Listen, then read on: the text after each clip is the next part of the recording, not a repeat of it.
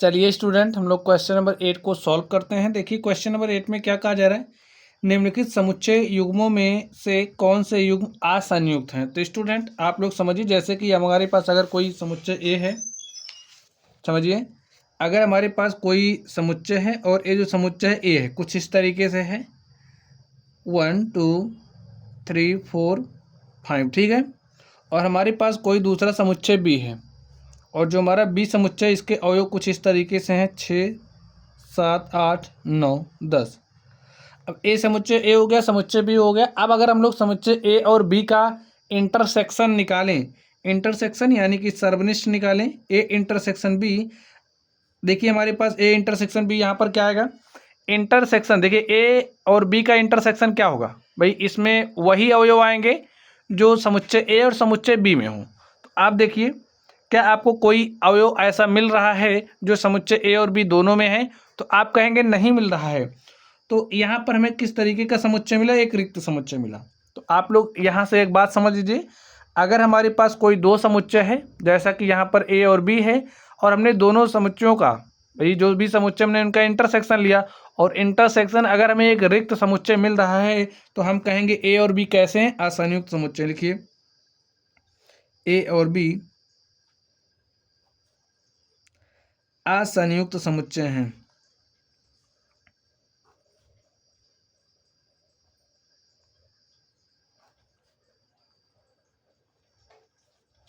असंयुक्त समुच्चय कब होते हैं पता चल गया आप लोगों को, ए और बी का इंटरसेक्शन जब एक रिक्त समुच्चय आ जाए तो हम कहते हैं ए और बी असंयुक्त समुच्चय हैं। तो स्टूडेंट आप लोग इसी तरीके से यहाँ पर ध्यान से देखिए क्वेश्चन नंबर 1 को।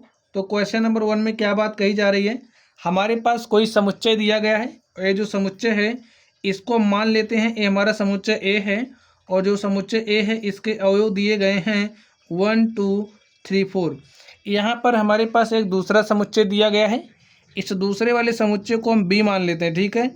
अब यहाँ पर आप लोग ध्यान से देखिए, एक्स सच दैट एक्स एक प्राकृत संख्या है, और जो x का मान है बड़ा है, बराबर है 4 के, बड़ा है 4 से और 4 के बराबर भी है, तो पहला अवयव 4 हो जाएगा। x का मान छोटा और बराबर है 6 के, तो यहाँ पर अवयव कौन कौन से हो जाएंगे, 4 5 6। यहाँ पर ए हमें समुच्चय निर्माण रूप में दिया गया था, हमने इसको रोस्टर फॉर्म में लिख लिया है। अब चलिए स्टूडेंट हम लोग ए और बी का इंटरसेक्शन निकालते हैं। देखिए ए और बी का इंटरसेक्शन क्या आ रहा है यहाँ पे, अगर ए और बी का इंटरसेक्शन हमें एक रिक्त समुच्चय मिल गया तो हम कह देंगे ए और बी असंयुक्त समुच्चय युग्म है, ठीक है। चलिए यहाँ पर देखिए, अब ए और बी का इंटरसेक्शन लीजिए, और ए और बी का इंटरसेक्शन के अंदर वही अवयव आएंगे। ए और बी का इंटरसेक्शन एक ऐसा समुच्चय होता है जिसमें वही अवयव आते हैं जो ए और बी दोनों में उपस्थित होते हैं। तो यहाँ पर देखिए 1 2 3 4, यहाँ पर भी 4 है, 4 ए में भी है, 4 बी में भी है, तो यहाँ पर हमारे पास क्या आ गया 4। तो लिख दीजिए, देखिए रिक्त समुच्चय क्या आपको मिला, नहीं मिला, तो लिखिए ए और बी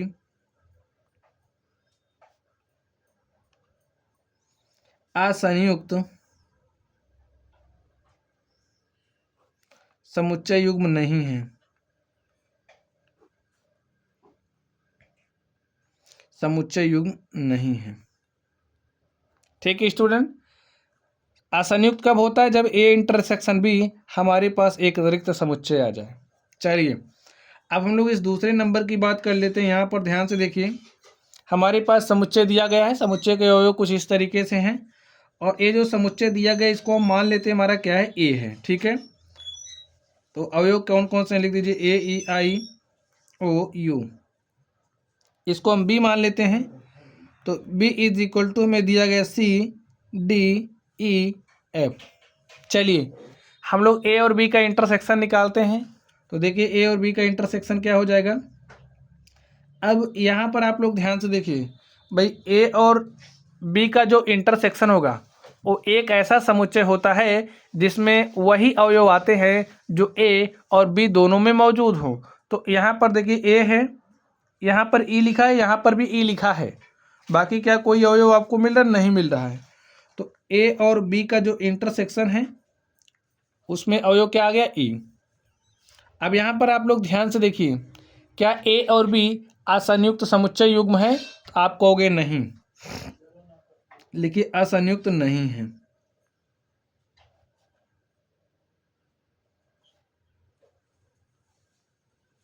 नहीं है। चलिए हम लोग इस थर्ड नंबर की बात कर लेते हैं और देखते हैं थर्ड नंबर का सोल्यूशन क्या होगा। तो स्टूडेंट आप लोग थर्ड नंबर को ध्यान से देखें।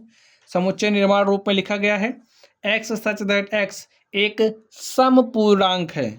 एक्स सच दैट एक्स एक समपूर्णांक है। तो चलिए हम लोग ले लेते हैं समपूर्णांक को। तो इसको स्टूडेंट हम लोग क्या मान लेते हैं? ए मान लेते हैं। तो देखिए इसमें कौन कौन से अवयव आएंगे स्टूडेंट? यहाँ पर पूर्णांक की बात कही जा रही है, समपूर्णांक। तो हम लोग लिखते हैं 2, 4, 6, 8, 10। ये हमारे समपूर्णांक हो गए। चलिए अब ऐसे और आगे तक जाएगा। अब आप लोग इसको ध्यान से देखिए, इसको हम बी मान लेते हैं। बी इज इक्वल टू हमारे पास क्या है? एक्स सच दैट एक्स एक विषम पूर्णांक है। ठीक है, निगेटिव वाला हम यहाँ पर नहीं लिख रहे हैं, विषम पूर्णांक है। तो 1, 3, 5, 7, 9 ऐसे और जाएगा। अब आप लोग ध्यान से देखिए, चलिए हम लोग ए और बी का इंटरसेक्शन निकाल लेते हैं। ए और बी का इंटरसेक्शन देखिए क्या आ रहा है भाई। ए और बी का इंटरसेक्शन एक ऐसा समुच्चय होगा जिसमें समुच्चय ए तथा बी में जो अवयव हैं वही यहाँ पर लिखे जाते हैं। तो यहाँ पर 2 है, देखिए यहाँ पर नहीं है, यहाँ पर 4 है, यहाँ पर नहीं है, यहाँ पर 6 है, यहाँ पर नहीं है। तो इसका मतलब यहाँ पर जो हमें समुच्चय मिल रहा है वो एक रिक्त समुच्चय मिल रहा है। जब ए इंटरसेक्शन भी एक रिक्त समुच्चय होता है तो ये जो समुच्चयों का युग्म होता है इन्हें हम असंयुक्त युग्म कहते हैं। लिखिए ए तथा बी असंयुक्त समुच्चय युग्म है।